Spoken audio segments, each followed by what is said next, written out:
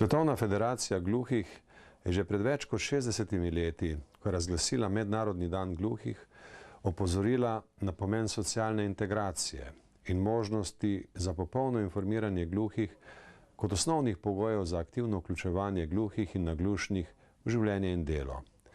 Ta izhodišča so bila kasneje večkrat zapisana v različnih dokumentih Organizacije združenih narodov in še posebej v Konvencijo o pravicah invalidov.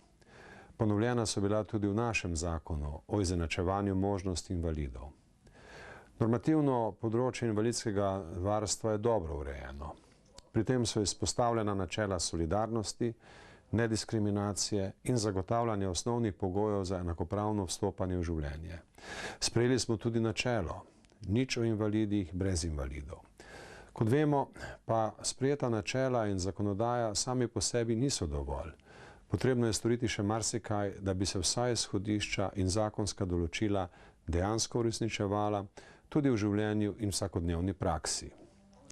Vemo, da je za aktivno vključevanje gluhih bistvenega pomena to, da imajo različne možnosti za komunikacije in sodelovanje z drugimi.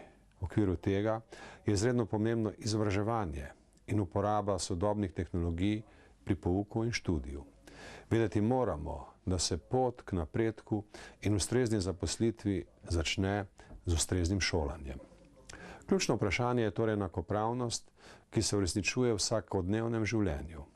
To pa pomeni, da moramo zagotoviti uresničevanje socialnih in kulturnih pravic, ki bodo izboljšale kakovost življenja invalidov.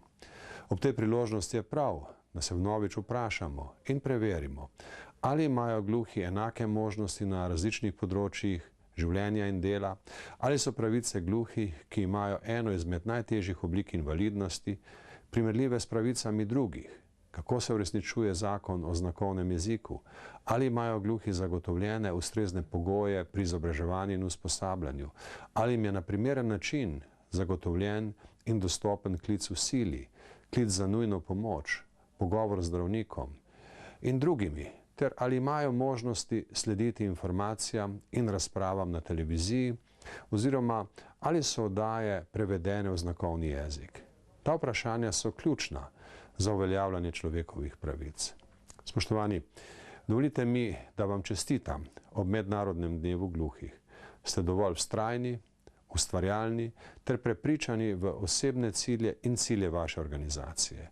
Zveza društev gluhih in naglušnih Slovenije, v okviru katere izvajate odlične programe, deluje odlično in želim vam vse dobro.